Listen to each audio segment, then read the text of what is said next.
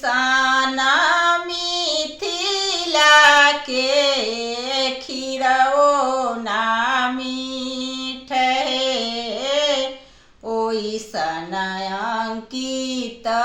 दुल्हा बाबाजी से मीठ ओइसन अंकित दुल्हा पापाजी से मीठ ओइसन अंकित दुल्हा चाचाजी से मीठ ओइसन अंकित दुल्हा मौरियो ना पेन्हे दुलरुआ मुख से ना बोले कौना बहनोइया लागी बदन मलिन कौना बहनोइया लागी सुटवो ना पेन्हे दुलरुआ मुख से ना बोले कौना बहनोइया लागी बदन मलिन कौना बहनोइया लागी कारवा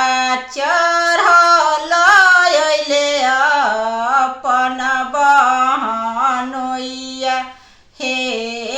ओही बहनोइया लागी बदन मलिन ओही बहनोइया लागी जैसन मिथिला के खीरओ ना मीठ ओइसन अंकित दुल्हा भैया जी से मीठ ओइसन अंकित दुल्हा फूफा जी से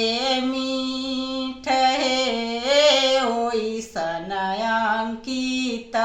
दुल्हा घरियो ना